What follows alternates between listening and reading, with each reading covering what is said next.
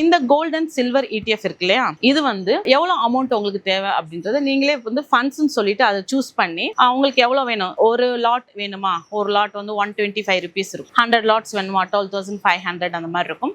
So எவ்வளோ lots வேணுமோ அந்த லாட் ஈக்குவலாக நீங்கள் வந்து பை பண்ணிட்டு எப்போ அந்த ஃபண்ட் ஒரு நல்ல ப்ராஃபிட்ல இருக்கும்போது நீங்கள் அதை செல் பண்ணிக்கலாம். இல்லை லாங் டேர்ம்க்கு ஹோல்ட் பண்ணுறீங்க அப்படின்னா அது ஒரு நல்ல ஐடியா தான். நீங்கள் கொஞ்சம் வெயிட் பண்ணி அகெயின் மார்க்கெட் வந்து கோல்டு சில்வருக்கு டச் பண்ணுற வரை வெயிட் பண்ணிவிட்டு நீங்கள் இறங்கலாம். பட் என்ன பொறுத்த வரைக்கும் இப்போ என்ன சொல்லுவேன் அப்படின்னா, இன்னும் கொஞ்சம் கோல்டு அண்ட் சில்வர் இறங்கும், இன்னும் கொஞ்சம் இறங்கினதுக்கப்புறம் வேணால் நீங்கள் வந்து இன்வெஸ்ட் பண்ணிட்டு 50% ப்ராஃபிட் வரும்போது நீங்கள் எடுத்துக்கலாம். இதில் என்ன அப்படின்னா கோல்டு அண்ட் சில்வர் ETFல ப்ரோக்கரேஜ் ஃபீஸ் அப்படின்னா 0.01%.